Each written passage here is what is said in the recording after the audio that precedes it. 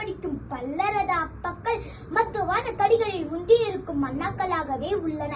இப்படி உள்ள அப்பாக்கள் எப்படி தன் மகனை கட்சியோர் நிரம்பிய சபை முன்னிறுத்துவர்?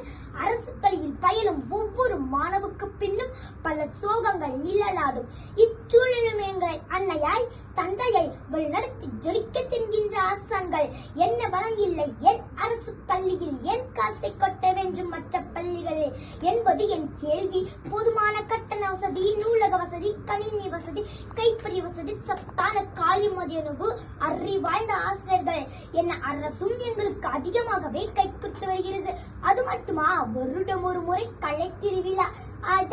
இது பற்றி சமூக வழி தட்டி பாருங்கள். எங்களது திறமைகளும் அசுரவிக்கும் ஆணவிக்கும் என் பள்ளி எல்லா ஆட்சிகளிலும் வாழ கற்றுக் கொடுத்துள்ளது. கல்வி மட்டுமே வாழ்வை மாற்றுமே புரிய வைத்துள்ளது. வறுமை வாழ்வில் ஓர் தடையிலே உணர வைத்துள்ளது. ஆம், என் அரசு பள்ளி வறுமை அடையாளம் அல்ல, பெருமை அடையாளம். ஆம், என் அரசு பள்ளி வறுமை அடையாளம் அல்ல, பெருமை அடையாளம்.